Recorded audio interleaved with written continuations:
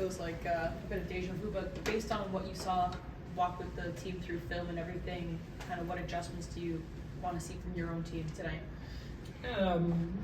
First question I asked our guys today was what did we do well and what do we need to do better?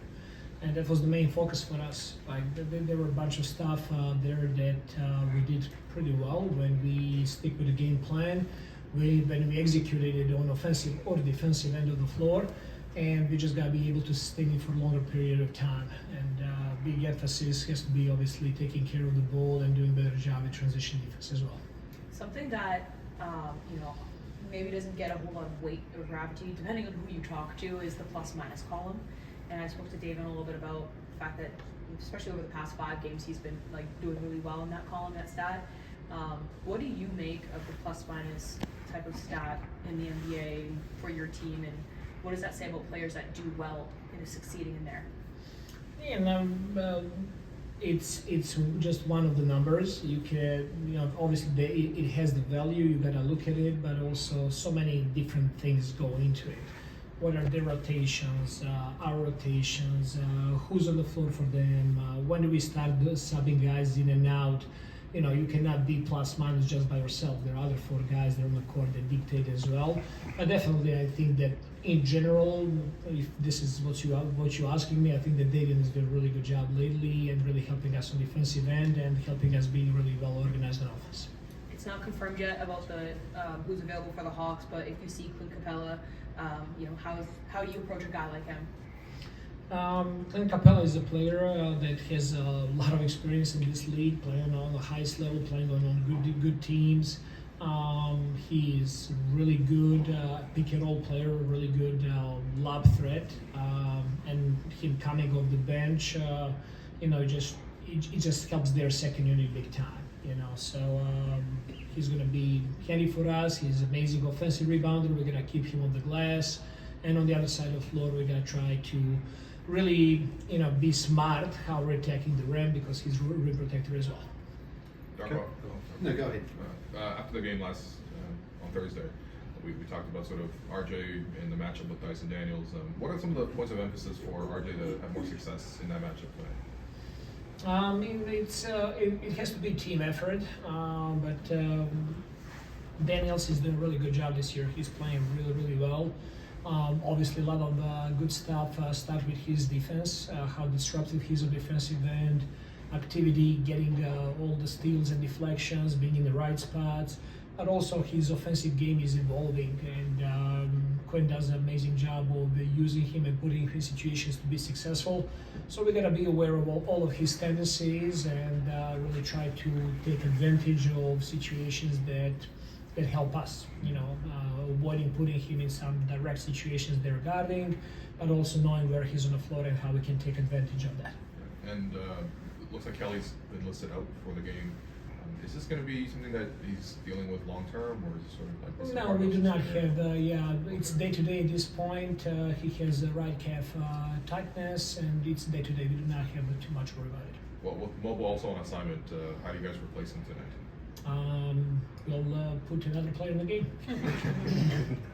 Could that player potentially, could Orlando maybe see some minutes tonight, and just in general with Potentially, yes. Okay.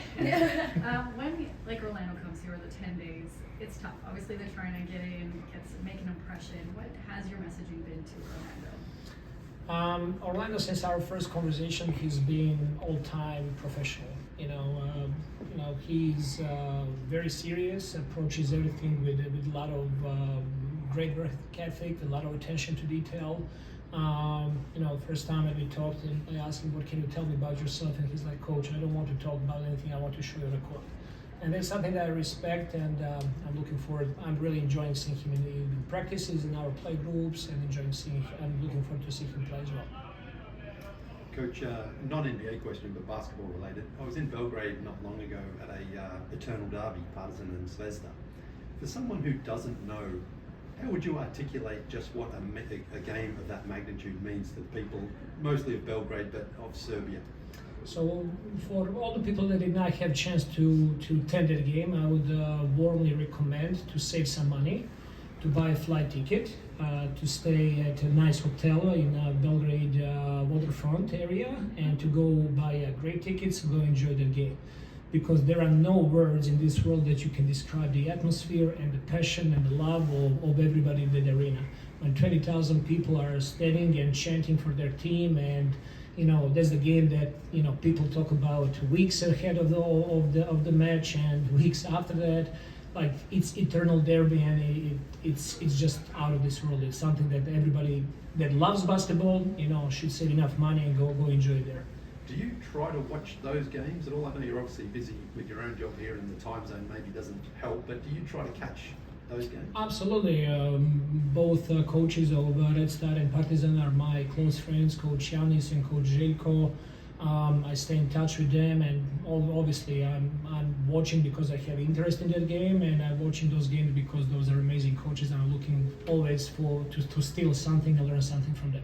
And considering Coach Jelko's incredible success he's had, especially with Fenerbahce, are you surprised that he hasn't ever actually come to the NBA and been courted even to maybe coach an NBA team? Well, Željko had a lot of success with Partizan at the start of his career. Then he had a lot of success with Juventud. Then he had a lot of success with Real Madrid. Then he had a lot of success with Panathinaikos. And then he had a lot of success with Fenerbahce. Željko Obradović, in my modest opinion, is the best basketball coach in the world. And I have so much admiration for his for his work, the way he's coaching and making his teams and players better. I think that definitely he has a knowledge and capacity to coach any NBA team, but I think it was also his personal preference of not coming of this side of the ocean, and he really enjoys coaching in Europe, especially now coaching in Belgrade. Wow. Thank you. And then just outside of Oshai, Olenek, and quickly, any other injury updates? Not that I know. I think that's it. Great. Coach, one last question about you mentioned the atmosphere and sort of like everyone should go. Is that possible to replicate that type of atmosphere here in North America? No. It's just no? No. Okay. All right. Thank you.